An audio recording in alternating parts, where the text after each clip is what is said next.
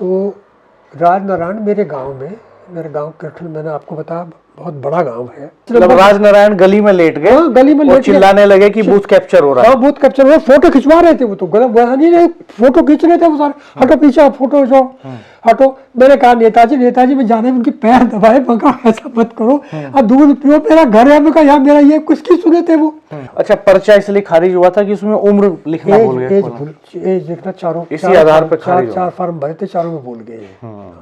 वो तो कोई भी चीज छूट जाओ जी, वो तो सबसे बड़ी देन चौधरी साहब की इस देश के लिए है। मैंने पंडित नेहरू की, पंडित यहाँ सेंट्रल जो कैबिनेट थी हमारी नेहरू जी की, उसमें जो शुरू की सरकार बनी थी, उसमें भी ऐसे ही 10-12 मिनिस्टर्स थे।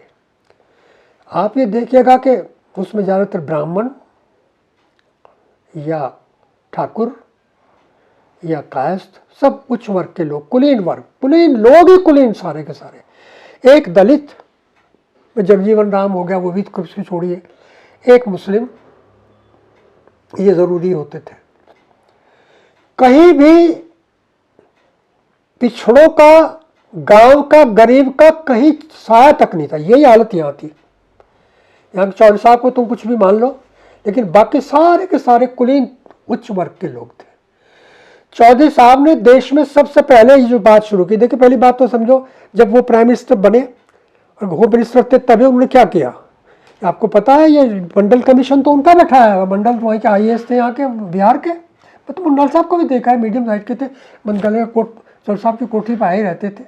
वो रिपोर्ट तो भाई गवर्नमेंट गिर गई थी, वो तो तभी रिपोर्ट तो 1982 में आई। ये तो 81 में चुनाव ही हो गए थे, 80 में चुनाव हो गए थे पार्लियामेंट के। लेकिन आज देख लीजिएगा, आज एजेंडा जो था चौधरी साहब का, आज भी उन्होंने गरीब आदमी को, गांव के आदमी को, पिछड़े लोगों को देश की सत्ता में, देश की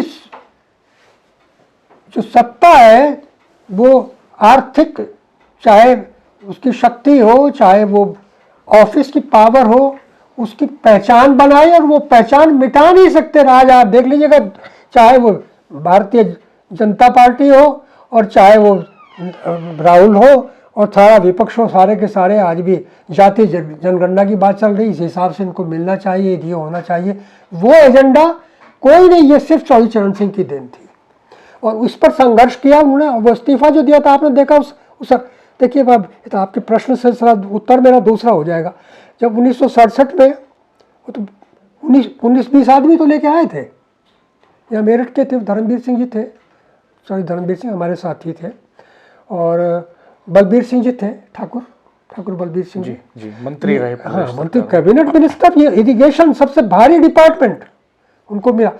चौधरी साहब की तो कुछ क्या पूछो, वो तो ऐसा, वो कहते हैं ना कि वो सोना हो जाए उसको छूते ही जिसको छू दिया उन्होंने। तो ये देखिएगा कि उसमें कौन बने, उसको, उस गवर्नमेंट को आप उठा के देख लो, मुझे नाम याद नहीं है। उसमें सारे यादव भर रखे, कुर्मी भर रखे, काछी भर रखे, बल्ला भर रखे, एक तो ब्राह्मण रखे थे, एक आध कोई ब्राह्मण है, एक आध कोई उच्च वर्ग का आदमी होगा। सारी सरकार 67 की जो पूरी सरकार है वो उसकी थी। इंदिरा गांधी ने भी उनको छूट देती जब समझौता हुआ उनका, और उनसे भी वो तो ये सोचा था कि भाई चौधरी साहब हो गए, जब उन्होंने खड़ा कर दिया गिरी को प्रेसिडेंटशिप के लिए, कहने के वोट दीजिएगा इसको, चौधरी साहब कहने के वोट तो मैं संजीव रेड्डी को दूंगा। उनको बर्खास्त कर दिया तो बेचारे बाहर ही, तो वही तो गाड़ी छोड़ दी थी। आप तो देखो नहीं, जहाँ कहीं थे वो दौरे पे गए तो पता नहीं क्या, सरकार गिरा दी, सरकार वापस ले लिया तो सरकार गिर गई। तो उन्होंने गाड़ी भी वहीं छोड़ दी, किराए पर आए। और चौधरी साहब के पास एक गाय थी, वहाँ एक मैंने पढ़ा है कहीं, सेक्रेटरी थे, उनको बोला पंडित जी आपके यहाँ तो जगह भी है, मेरे यहाँ तो जगह भी नहीं है, और गाय का खर्चा कौन बर्दाश्त करेगा, ये गाय आप ले लो। बोला कीमत हम इसकी लेंगे नहीं, गाय को हम बेचते नहीं। अब उनकी क्या बात उनकी तो बात, उनकी तो इतिहास, व्यक्तिगत बातों में, उनकी इन बातों पे गौर नहीं जाते, उनके बड़े काम तो दिखाई देते हैं। एक तो देखिए ये बात इसकी 1952 की आपने पूछा था, तो मेरे हाथ की बात आई, फिर मैंने देखा कि वो पार्लियामेंट में तो हो गया। मैं दूसरी चीज़ एक आपको बता रहा हूँ। एक इसी दशक में, 50 के दशक में, 50 के दशक में नहीं, वो आया है 59 में, 59 अगले वाले दशक में, 59 में वो जो अधिवेशन हुआ उसमें नागपुर में, वो एक सचमुच में चौधरी साहब राष्ट्रीय नेता उस दिन बने। लखनऊ में रहते हुए, एक जूनियर मिनिस्टर रहते हुए, उनसे काफ़ी लोग सीनियर थे, रहते हुए जिस ढंग से, जिस शांत और तार्किक ढंग से और जितनी स्टडीज उन्होंने की, यानी वो सारा का सारा बहुत बड़ा पूरा, मैंने देखा इंडियन एक्सप्रेस जैसा अखबार भी टॉप पर मेन न्यूज़ चौधरी चरण सिंह की थी। कोऑपरेटिव फार्मिंग वाला issue, cooperative farm, state farming जो था, इसका विरोध किया था। और नेहरू जी के सामने, नेहरू जी को मैं तो देखा, उनके बहुत भाषण सुने, आप तो छोटे हैं बहुत, आपने शायद नहीं देखा, उन्होंने देखा आपने? नहीं, मैंने नहीं देखा। आपने नहीं देखा। बहुत ही प्रभावशाली और बहुत ही योग्य नेता थे, इसमें कोई दो राय नहीं है। पंडित नेहरू बहुत, इसमें कोई दो राय नहीं। हालांकि चौधरी साहब उनकी आर्थिक नीतियों का विरोध करते थे, करते जो ही थे, मेरे नेता हैं, बहुत बड़े नेता, भाषण भी अपना यूँ शुरू करते थे।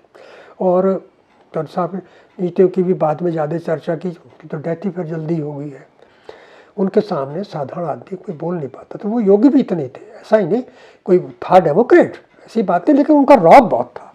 वो कहते हैं ना कि आदमी का एक, जिसे क्या कहते हैं कि उसका जज्बा जो होता है, वो बात थी। चौधरी साहब ने, तो मुझे ये बात देखिए बताई भी किसने, जो राष्ट्रपति थे आपके सरदार जी, ज्ञानी जैल सिंह, ज्ञानी जैल सिंह, चौधरी अजीत सिंह ने मुझे मिलवाया था उनसे, यहाँ बुलवाया था, मैं बाद में लाया था उनको यहाँ से, चौधरी साहब की प्रतिमा का अनावरण किया था जी। और जबकि चौधरी साहब ने बार एसोसिएशन के हॉल में जो है, बीच में पंडित वो है, ये तो शर्मा जी थे जिनके नाम प्यारेलाल शर्मा जी, और गांधी जी का फोटो बीच में, एक तरफ प्यारेलाल शर्मा और एक तरफ चौधरी चरण सिंह जी जी। और इस फोटो का अनावरण ज्ञानी जाल सिंह ने कराया था। और धामा जो था ना, गजेंद्र सिंह धामा, आप जानते होंगे, जी जी, उसने वो मीटिंग बुलाई थी और इसको इनको ज्ञानी जैल सिंह को बुलाने का अरेंजमेंट मैंने किया था। चलते ही चलिए, अजीत सिंह ने कहा, मुझे वो आया, तो बहुत ज़बरदस्त मीटिंग हुई थी, वकील भी थे, बहुत भीड़ हो रही थी और कितनी तारीफ़ की उसने। अब बात में से बात निकल गया, ज्ञानी जैल सिंह ने चौधरी चरण सिंह का जब यहाँ भाषण किया, जबकि उसके बाद पता आपने पूछा कि भाई ज्ञानी जैल सिंह जी को राष्ट्रपति हो गए, कि ये देश का दुर्भाग्य है, चौधरी साहब ने यहाँ, और ये पब्लिक स्टेटमेंट था, अखबारों में छपा कि देश का दुर्भाग्य है। लेकिन उससे पहले जब राष्ट्रपति थे, एक और उसमें पतला बुलाया था, मैं पतला खानपुर पतले कॉलेज में रहा हूँ में, वो बल्कि माता जी के नाम से एक इंटर कॉलेज है, उसका मैनेजर भी रहा बहुत दिनों, अभी छोड़ दिया। पतले में मैं लेक्चरर भी रहा हूँ जी। तो वहाँ उनको बुलाया था। अरे साहब, वो बोलता बहुत बढ़िया था, उर्दू में बोलता था, थोड़ा ही पढ़ा लिखा था। उसने कहा जब तक किसान के मुंह पर लाली नहीं रह आएगी, तब तक चौधरी चरण सिंह की आत्मा प्रसन्न नहीं होगी। वो किसानों की जान थे, किसानों के हृदय में बसते थे। कुछ ऐसे शब्द पता नहीं कहाँ से निकाल के लाता था, मैं कह रहा भाई क्या बात है इस आदमी की। और यहाँ जो है सब गदगद हो गए लोग, उसका यहाँ कर गया था। हाँ, तो उन्होंने बताइए, कुछ बात हो रही थी, पता नहीं कहाँ बैठ रहे थे, चाय भी कहने लगे, भाई मैं था उसमें मीटिंग में, उसके डेलीगेट था नागपुर वाली में, बात में से बात निकल जा। तो कहने लगे, उन्होंने कहा कि इतना बढ़िया बोले चौधरी साहब, 1 घंटा बोले, और उसने कहा कि जहाँ भी कोऑपरेटिव फार्मिंग है, उन कंट्रीज को सारे वर्ल्ड में सब चूज कर लिए, वहाँ जहाँ कोऑपरेटिव फार्मिंग आया, और पहले जो था वो पर्सनल खेती थी, उसका उपज का यील्ड का वो घट गया, और काफ़ी घट गया, कहीं आधा घट गया, कहीं तिहाई घट गया, कहीं चौथाई घट गया। कोई जगह ऐसे नहीं है कि जहाँ कोऑपरेटिव फार्मिंग हुआ उससे ये हो गया। और फिर रशा का वो बताया कि रशा की वो सब जो है, वो सब बेकार के दिखावे के ऊपर की बात है, हो ही गया, फेल ही हो गया, सारा सिस्टम ही फेल हो गया। तो कहता है तो क्लैप ही नहीं होता रहा, लेकिन वोट देने की हिम्मत नहीं थी किसी की चरण सिंह को वोट कर दे। वोटिंग होती थी, 6 या 7 वोट तो पड़ी चरण सिंह की, और कम से कम 1000 डेलीगेट तो सारी हिंदुस्तान की सारी कांग्रेस पार्टी की भी थी, ऑल इंडिया कांग्रेस कमेटी का था वो। तो प्रस्ताव तो गिर जाना था, लेकिन उसको लागू नहीं कर पाए, फिर वही ड्रॉप हो गया। अच्छा, यूपी के बंटवारे के भी तो पक्षधर थे चौधरी साहब। यूपी के बंटवारे के बगदर में देखिए किस चीज़ों का तो मैं हिस्सा रहा हूँ, आपको बताऊँ मैं।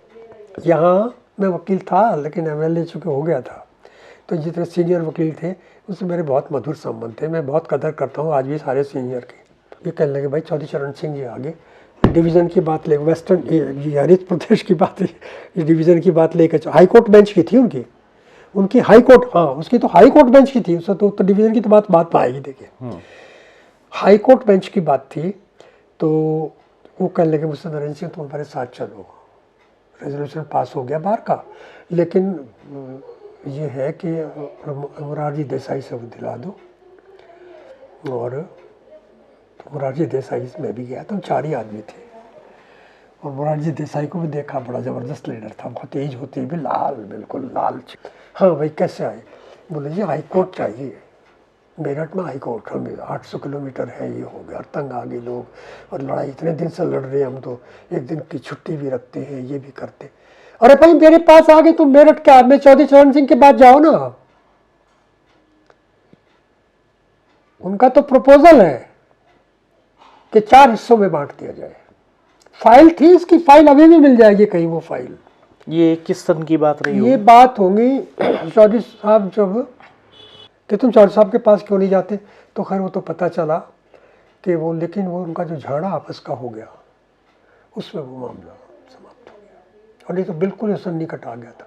उन्होंने तो आपको पता होगा चौधरी साहब ने तो बहुत पहले जब एक दफ़े कमीशन आया था उसने रिपोर्ट हमारे खिलाफ दी थी, यहाँ मेरठ भी आया था कमीशन रीऑर्गेनाइजेशन ऑफ स्टेट का, नाम भूल गया, उसने हमारे मेरठ के खिलाफ रिपोर्ट दी थी, उसने आगरा में रिकमेंड किया था। ये तो पुरानी बात है, अब तो सत्याग्रह में हम भी बैठे, हम भी रहे, तो बहुत दिन से चल रहा है, अभी भी करते रहे हर साल जब हमें, अब तो रिचुअल हो गया ये जी। कि कोई बात नहीं है। तो उसमें चौधरी साहब उसके पक्ष में थे कि भाई डिवीज़न होना चाहिए, लेकिन वो प्राइम मिनिस्टर बनने के बाद में ओपनली उन्होंने कोई भाषण नहीं दिया, ऐसी बात नहीं। पहले तो ओपन पे एक आध दफे यहाँ भी पावर में तो जब रहे तब वो पर्दे के पीछे था, तब वो सामने तो कहा नहीं उन्होंने, उसको ऐसा नहीं इशू बना लिया कि भाई आपकी गवर्नमेंट में ऐसे चावे, लेकिन तब बताते हैं कि उसकी फाइल बन गई थी और उस पर विचार हो रहा था। लेकिन वो तो झगड़ा चली कितने 2 साल, तो 2 साल तो चली ये पार्लियामेंट, तो तभी गिर गई थी सरकार। फिर 77 में बनी, 80 में चुनाव हो गए। खाने में क्या चीज पसंद थी चौधरी हाँ, साहब? जो खाना आप तो बेहद करीब मैं रहे तो उनके। देखा हमारे, मैं तो अपने घर की बता रहा हूँ आपको पहले। तो सुबह का मेरे ख्याल में तो 10-15 साल का तो हो रहा, तो मुझे कुछ लेके भेजे तक तो बादाम थे, बहुत अच्छे वाले बादाम, बढ़िया किशमिश और गाय का दूध, तो ये तो मुझे याद है। और भी कोई चीज़ थी खाने की, मॉर्निंग में नाश्ता, हमारे बैठक में ऊपर एक कमरा था, उसमें ठहरे थे, बड़ा अच्छा था वो। अच्छा, चौधरी साहब का जो गांव है, गाँव भी गया हूँ, नूरपुर, हाँ गया हूँ। उस तरह से चमका नहीं जैसे कई बड़े नेताओं वो के अभी गांव भी जो हैं, थोड़ा सा बेटर तो हो गया, लेकिन या बागपत की बात करें तो ये भी कहा जाता है कि बागपत पे भी उन्होंने बहुत ज्यादा ध्यान नहीं दिया। छपरौली की बात भी कब तक आ जान लोग जी। और उन्होंने इस बात को ओपनली उसमें भी कहा है कि मैं सारे प्रदेश का मुख्यमंत्री हूँ, उसको स्वीकार किया उन्होंने। अगर मैं कोई भी, और मिसाल दी बल्कि कि एनडी तिवारी जो है उसने चाहा वहाँ पहाड़ पे इतना काम करा लिया, फला आदमी ने इतना काम करा लिया अपनी जगह, अपने स्टेट से, अपने ज़िलों से चिपक जा करके मैं पूरे प्रदेश का हूँ, मैं भेदभाव नहीं कर सकता। अगर कोई सहायता दी आर्थिक सहायता दी जाएगी तो वो उसके अनुसार दी जाएगी जो न्याय संगत है, उसको तो स्वीकार किया उन्होंने। यानी वो पक्षपात नहीं किया उन्होंने कि भाई मैं इस कॉन्स्टिट्यूएंसी से इलेक्ट हुआ हूँ और मैं सीएम हूँ या मैं सेंट्रल गवर्नमेंट में हूँ तो अपने इलाके में ज्यादा काम कोई सवाल ही नहीं, कोई पक्षपात नहीं किया, कोई पक्षपात नहीं किया। और मैं आपको बस क्या बताऊं, मेरी वो राजनारायण से झगड़े वाला किस्सा बताइए। जब राजनारायण जो है उससे उनका झगड़ा हुआ और राजनारायण ने चुनाव लड़ा उनके सामने, देखिए मुझे तो वो पर्चा भरने के लिए एक ही टाइम पे पहुंच गए। आप तो पर्चे की तो बात ये हुई थी कि वो असल में एक पर्चा उन्होंने वहाँ से हरियाणा में जो है ना रोहतक से भी दोनों जगह से चुनाव लड़ना चाहते थे, पता नहीं किसने सलाह दी। चौधरी साहब 2 जगह से लड़ना चाहते थे। हाँ, तो फॉर्म भरे, उसमें उनकी एज लिखना भूल गया वो, और वो सब खारिज कर दिए। तो वो कहाँ से भरा था चौधरी साहब ने? रोहतक से। रोहतक से। हाँ, वो बहुत ही गलत बात है। ये हालांकि पर्चे हमेशा उनके मैंने भरे। ये किस साल की बात रही होंगी? ये बात है लास्ट चुनाव। अच्छा। और इसकी घटना की एक और बात जोड़ूंगा आपसे मैं, जो उनका हनुमान बनते थे और उनको राम कहते थे जी। और वो आदमी बहुत अच्छा था, लेकिन उसकी भी एक्सट्रीम थी। थोड़ा इसी को बताइए मुझे। मैं इसको ठीक से समझा नहीं। रोहतक वाला क्या किस्सा है? रोहतक में उनके फॉर्म खारिज हो गए। हाँ। और राजनारायण ने ये कहा कि इनकी बुद्धि जो है अब काम नहीं करती, इनकी याददाश्त हो नहीं रहा है, इसको तो चुनाव ही नहीं लड़ना चाहिए। और बागपत से उन्होंने फार्म भर दिया था उनके खिलाफ। राजनारायण ने चुनाव लड़ा और रोहतक में पर्चा खारिज हो गया। वो वहाँ पर्चा खारिज हो गया तो बात ही खत्म हुई वहाँ की। यहाँ जो चुनाव लड़ा, जिस दिन चुनाव हो रहा था तो मैं चूंकि एमएलए भी था और वैसे भी मैं तो उनका चौधरी चरण सिंह का उस चुनाव का प्रभारी भी था। अच्छा, पर्चा इसलिए खारिज हुआ था कि उसमें उम्र लिखना भूल गए? एज लिखना चारों इसी आधार पर खारिज चार फॉर्म भरे थे, चारों में भूल गए। वो तो कोई भी चीज़ छूट जाओ जी, वो तो उसमें कोई बात नहीं। मैं बल्कि बाद में तो एक्सपर्ट रहा। अजीत सिंह के भी, चौधरी साहब के सारे पर्चे भरने में मैं भी रहा हूँ जी। हालांकि नरेंद्र पाल के बहुत अच्छे संबंध थे चौधरी साहब से जी। तो हो जाती है भूल कई बार। अच्छे आदमी से भी, समझदार आदमी से भी भूल हो जाती है। हम तो कई बार लेकर के जब पेश होने से पहले जो उनका वो बैठा रहे ना, वही कलेक्टर का वो बैठता है पेशकार जो देखता है पहले, उसको पहले मैं तो इस पर निगाह मार ले, कोई चीज़ छूट तो नहीं गई। जी, जी। मैं हमेशा अपने पे विश्वास नहीं करूँ तो मैं कहीं कभी ना रहे। हाँ, क्रॉस चेक हो जाए। तो क्रॉस चेक वो करके देख कर नहीं कर सब ठीक है, सब देख ले, वाइटल पॉइंट्स को सब देख ले। जी। तो राजनारायण मेरे गांव में, मेरे गांव कैथल, मैंने आपको बताया बहुत बड़ा गांव है और मेरे ख्याल में वहाँ शायद 10 या 11 बूथ हैं। मेरे वोटर भी मेरे ख्याल में 12-13 हज़ार 14 हज़ार से कम नहीं होगा आज भी।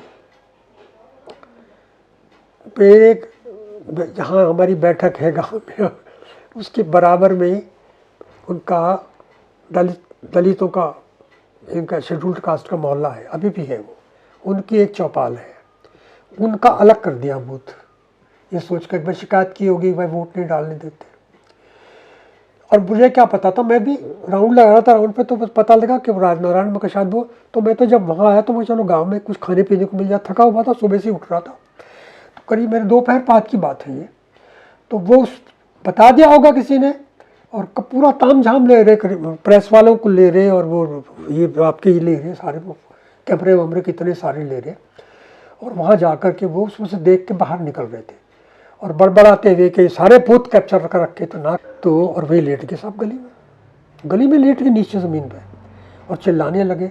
और चूँकि मुझे जानते थे, मैं जाता रहता था ना, तो 5 नंबर राजनारायण गली में लेट गए। हाँ, गली में लेट चिल्लाने लगे कि बूथ कैप्चर हो रहा है। हाँ, बूथ कैप्चर हो रहा है। फोटो खिंचवा रहे थे वो तो, गलत वैसा नहीं, फोटो खींच रहे थे वो सारे, हटो पीछे, फोटो जो हटो। मैंने कहा नेताजी में जाने में उनके पैर दबाए, मैं कहा ऐसा मत करो, अब दूर पियो, मेरा घर है। मैं कहा यार मेरा ये कुछ की सुने थे वो, कहने लगे ये अपशब्द तो नहीं कहा कोई भी, लेकिन वो बड़बड़ाते रहे वहाँ और वो फोटो सब खींच के, वो तो उन्होंने किया, वो उनका स्टाइल था असल में। तो इंदिरा जी से यूँ जीते थे स्टाइल के, वो तो सारे सबूत इकट्ठे कर रहे थे। तो खैर वहाँ से वो चले आए, तो खैर उसमें तो मार्जिन, वो तो बहुत 1-1.5 लाख जीते थे चौधरी साहब। पर वो बात ये है कि जब एक ही टाइम पे पर्चा भरने पहुंच गए दोनों, चौधरी साहब भी उसी समय पहुंच गए और उसी समय राजनारायण तो मुझे ठीक ध्यान, तो बताते हैं कि चौधरी साहब ने कहा कि ये अतिथि है हमारे, पहले इनको पर्चा भर लेने दो, हम बाद में भर लेंगे। हाँ, कहा तो कह दिया होगा, तो ऐसी चौधरी साहब तो कभी ये बात कर ही नहीं सकते थे जी। भाई चौधरी साहब ने तो उनका, जब भी वो तो साइकिल पे जाते तो कुछ ना कुछ अड़ंगा करते थे ना वो। अच्छा, चौधरी साहब मुजफ्फरनगर से चुनाव हार गए थे। वो क्या किस्सा था भाई? बात ये है, शायद सबसे पहली बार राजनीति में अगर किसी जो दुख हुआ है ना, पेन, वो पेन में मैं भी शरीक था। और असल में कुछ लोगों के नाम ये कौन सा चुनाव था? और चौधरी साहब चले गए मुजफ्फरनगर। चौधरी साहब को मुजफ्फरनगर दिखा दिया। वो इतने भले आदमी थे कि वो मैं आपको बता नहीं सकता, उसमें मैं नाम नहीं, यहाँ नाम आएंगे लोगों के। ये सब लोगों ने उनसे ये कहा कि रघुवीर शास्त्री यहाँ से जीत जाएंगे, आपकी कॉन्स्टिट्यूंसी है मुजफ्फरनगर से, आप लड़ लो, आप तो बड़े लीडर हो, आप वहाँ चले जाओ जी। वहाँ वीरेंद्र, एक ऐसा कांड हो गया था एक गांव में, एक सेठ था, एक वैश्य था, वो शायद गुप्ता या अग्रवाल जी एक गांव है देखिए शामली के पास ही, भैंसवाल। जी उसने उसको मार दिया था कुछ जाटों ने, जी और वो संदूक में घुस गया था अंदर, संदूक ऊपर से बंद कर लिया था लकड़ी का, तो वो ताला वाला लगा दिया था बचने के लिए। इसमें कुछ छेद वेद थे, उसमें कुछ भाले वाले मारे, मतलब बहुत बुरी तरह उसकी हत्या की थी। और वीरेंद्र वर्मा के खिलाफ मुजफ्फरनगर की सभी जनता हो गई थी, जाट भी हो गए थे कुछ, तो बाकी तो सभी हो गए थे। बेहद खराब माहौल हो गया था। वीरेंद्र वर्मा की बदनामी से पार्टी तो एक ही थी, वीरेंद्र वर्मा इंचार्ज थे। जैसे मैं यहाँ, मुझे यहाँ बनाते थे, बना रखा था चौधरी साहब ने, वहाँ वीरेंद्र वर्मा थे उस चुनाव में। मतलब ये माना गया कि जो हत्या हुई वो कहीं ना कहीं सपोर्टर थे वर्मा जी के। सारे नहीं, वर्मा जी, वो तो वर्मा जी के सपोर्टर ही तो थे मुलजिम सब। जी जी उनके भाई, सगे भाई थे सुरेंद्र वर्मा, सुरेंद्र को भी मैं जानता था, 3 भाई थे ये। जी। वीरेंद्र वर्मा सबसे, फिर वर्मा जी अच्छे नेता थे, मैं ये नहीं, बहुत अच्छे नेता थे, मुझे भी जानते थे, बहुत बेचारे मुझसे स्नेह भी करते थे। उनके घर भी मैं कई बार गया, उनके छोटे भाई मेरे दोस्त थे, लखनऊ पढ़ते थे, हमारे साथी थे। लेकिन वो बेहद बदनामी उस घटना से हुई, और वीरेंद्र वर्मा कुछ काम भी ढंग से नहीं कर पाया। लोगों ने तो ये कहा वीरेंद्र वर्मा ने जानबूझ कर आपको हरा दिया, लेकिन वो भी खुला काम नहीं कर पाया। और चौधरी साहब को भी जच गई थी पहले, वो जब घूम रहे थे, चुनाव लूज नहीं वो कर गए थे कि तो चुनाव गया मेरा, तो वो खुद महसूस कर गए। तो बहुत दूर की बात जा रही थी भाई, ये देख लो, उससे 2 दिन बाद में वो थी होली भी नहीं खेली, घर से नहीं निकला यार, ना खाना खाया गया। बहुत ही ऐसा अनहोनी सी होगी ना, ये क्या हो गया जी। बहुत ही, हाँ ये बड़ी बात थी चौधरी साहब का चुनाव, बहुत बड़ी बात थी। ऐसे आदमी ने, वो फिर हमारी पार्टी में आ गया, विजयपाल कॉर्पोरेट था, उसके फादर चौधरी साहब के भक्त थे, बहुत पक्के, वही गांव है सिवाल खास, वहाँ के थे विजयपाल सिंह। और विजयपाल सिंह से फिर अजीत सिंह से भी दोस्ती हुई थी, तो हमारी पार्टी में आ गया था वो। तो उस चुनाव में वो जो भैंसवाल में एक हत्या में जो वीरेंद्र वर्मा के भाई के साथ में और बहुत सारे लोग थे, उसका पूरे ज़िले में बहुत ही एक तरह से ऐसा विपरीत प्रभाव गया कि जिसका दुष्परिणाम सारे चौधरी साहब को भुगतने पड़े। वो नाराज़गी वीरेंद्र वर्मा से थी, क्योंकि वीरेंद्र वर्मा बड़े नेता हैं, और उनके भाई, सगे छोटे भाई उसमें मुलजिम थे। काफ़ी दिन चला वो केस। तो आप ये मानते हैं कि वो एक तरह से राजनीतिक तौर पे एक भूल रही कि मुजफ्फरनगर से चुनाव लड़े? वो तो असल में एक तो अचानक ही उनको बागपत नहीं छोड़ना था, बागपत में तो आने का कोई सवाल ही नहीं था उनका जी। अच्छा, ऐसा क्या हुआ सर, ये बताइए कि चौधरी साहब का गांव गाजियाबाद जिले में उस समय के, अब तो हापुड़ में आता है जी जी, और कई जगह वो जैसे खरखोदा के पास भदोला गांव में भी रहे, जानी में भी रहे, मेरठ में पढ़ाई लिखाई होती है। बागपत के लोगों में उनके लिए इतनी दीवानगी क्यों हुई, ये कैसे हुआ? इसकी तो बहुत पुरानी हिस्ट्री है जी। अब जो कुछ छोटी चीज़ें मैं सुनता रहा हूँ, हाँ, मैं आपको कई चीज़ें आपको बताता हूँ। एक यमुना के ऊपर एक गांव है, और देखिए मैं आपको रोक रहा हूँ, डेस्टिनी वाली बात का आपने जिक्र किया था। रोहतक जाते हैं चौधरी साहब तो पर्चा खारिज हो जाता है, मुजफ्फरनगर जाते हैं तो हार जाते हैं। हाँ। और बागपत में लगातार, छपरौली तो आज तक अजय है, कोई जीत नहीं सका उनके। छपरौली तो देखिए, ये आपको याद है, चलिए बड़ी अच्छी बात है जी। वो अलग बात है, हमारे उसे एक को भी भाजपा खरीद लेगी थी, लेकिन जिसको टिकट चौधरी चरण सिंह जी ने दिया, जिसको टिकट चौधरी अजीत सिंह जी ने दिया, या बाद में जयंत सिंह जी ने दिया, जीत वही रहे। जीत नहीं रहे। मैं आपको एक बात बता रहा हूँ कि मेरे पहले चुनाव में 14,000 रुपये, बिल्कुल ही 14,000 ही रुपये खर्च हुए थे। जी जी। एक गाड़ी थी बस। हाँ। एक मेरे रिश्तेदार ने भेज दी थी अपनी गाड़ी, उसके साथ में उसका पेट्रोल भी वो डाल रहा था। और मैं बताया आपको कि किस तरह से लोगों ने उसमें सहयोग दिया, तो कुछ बच ही गया था पैसा। उससे अगले चुनाव में भी मेरा तो किसी भी चुनाव में 1 लाख से ज़्यादा पैसा खर्च नहीं हुआ। जी। कुर्डी नांगल की आप बता रहे थे? कुर्डी नांगल की बात मैं आपको इसलिए बता रहा था कि वहाँ के एक प्रधान थे, यमुना खादर का बॉर्डर का गांव है हरियाणा के, यमुना के पास ही है वो। टांडा यमुना के ऊपर है, उसके नीचे यमुना बहती है। टांडे से आगे जब छपरौली को चलेंगे तो 2 किलोमीटर 1.5 किलोमीटर पर वो गांव है, ये आपका कुर्डी नांगल जी। तो कुर्डी बड़ा गांव है, नांगल भी उसके बराबर है, मिले हुए ये दोनों जी, लेकिन गांव 2 है जी।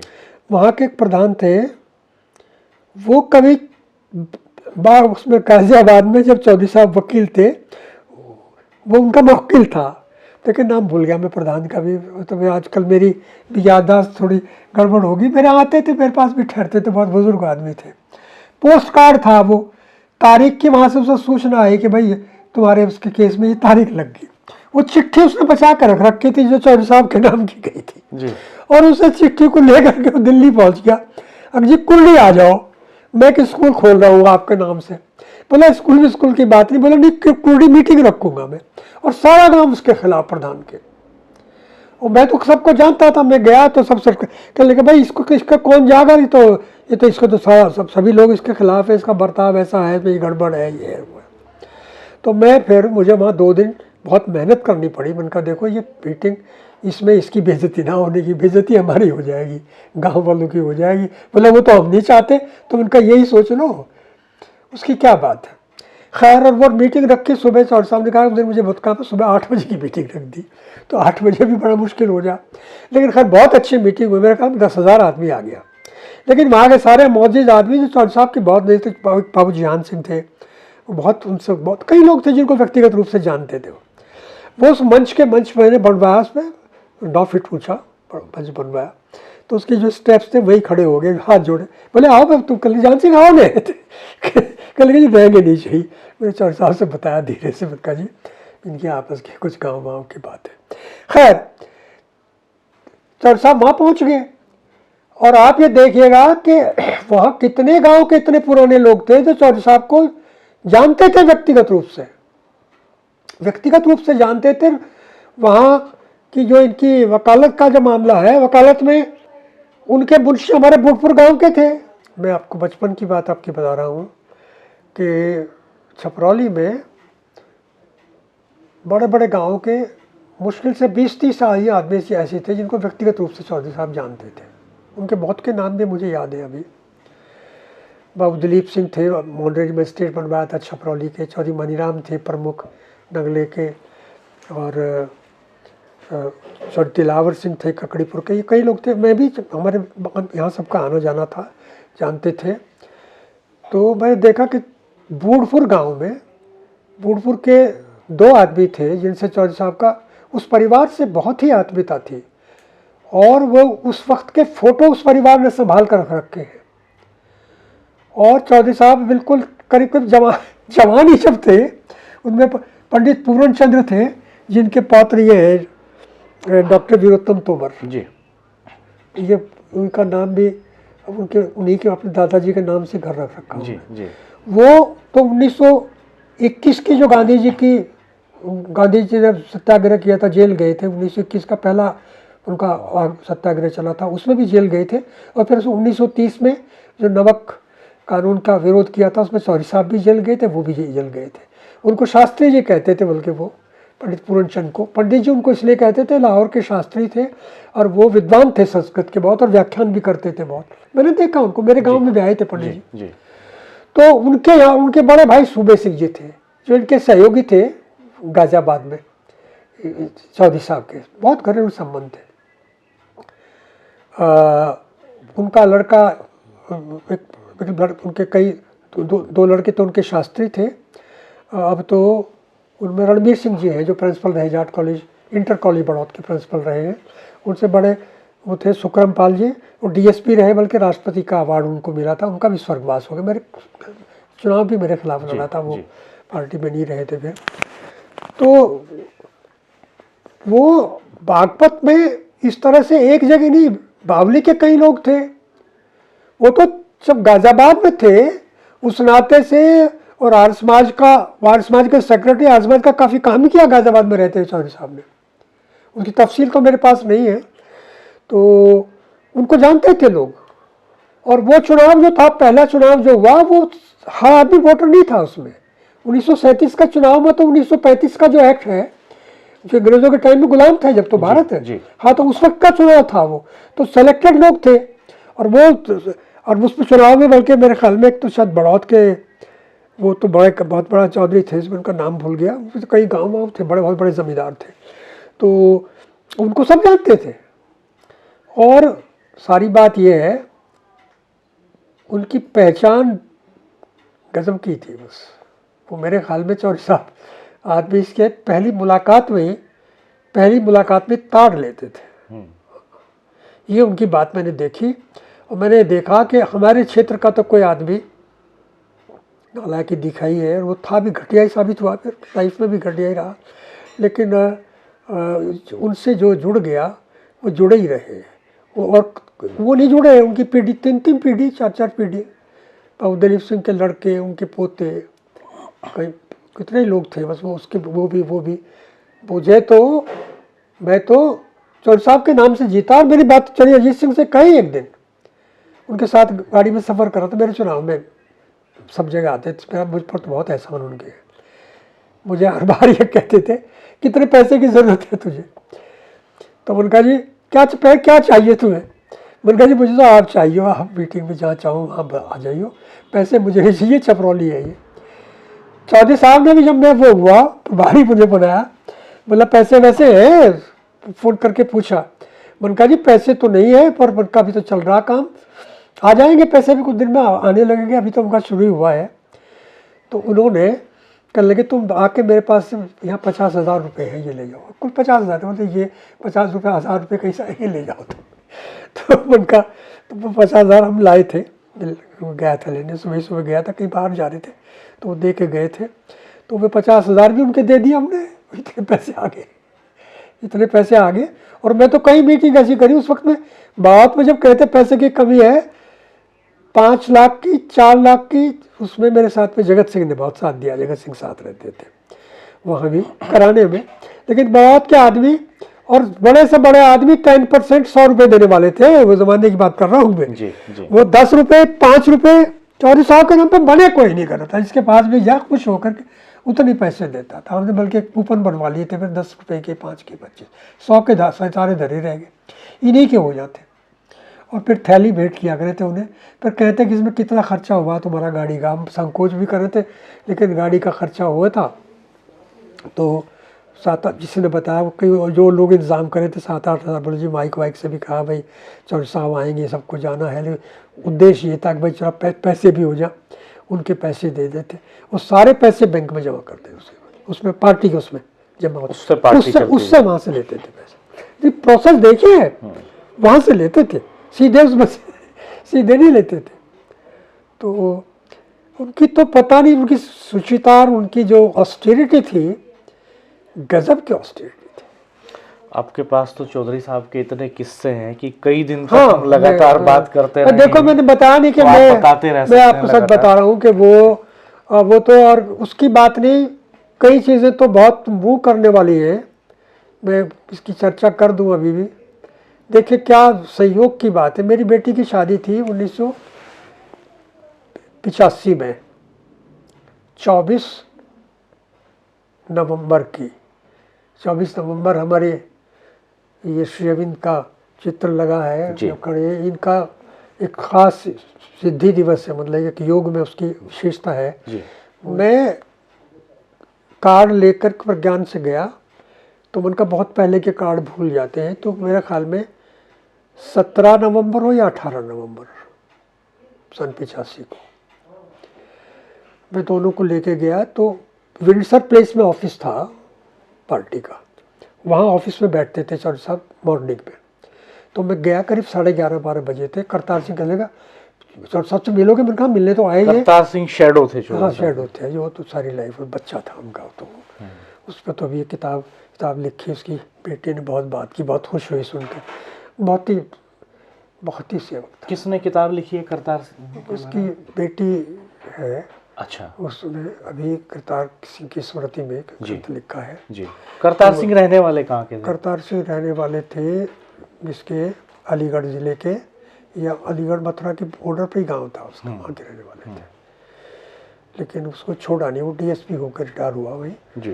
तो बात में से बात निकल जाए, वो सवाल कौन सा था जो पहला रह गया? करतार सिंह मुझसे कहने लगे कि सर साहब तो लंच के लिए उठ गए, चले जाओ जल्दी। तो मैं और वो गया, तो लोग भी भीड़ नहीं थी, तो चले गए थे। तो हम गए, चौर साहब खड़े थे कुर्सी पे, वे खड़े थे, वो पैड उसको रखा था, उसको बांध के खड़े थे। तो मैंने नमस्ते की, पैर छुए, नमस्ते नहीं की, प्रज्ञान ने पैर छुए। तो मेरे हाथ में कार्ड था उनका, सर साहब बेटी की शादी है, आपका आशीर्वाद चाहिए।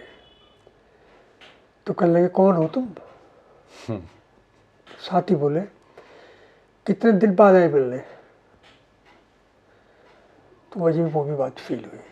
उन दिनों में एमएलए नहीं था, एमएलए सरोज बहन हो गई थी बीच में। कोई बात नहीं, टिकट काटने की तो कुछ बात नहीं, सरोज का खूब काम किया मैंने, लेकिन वो आना जाना कुछ कम हो गया।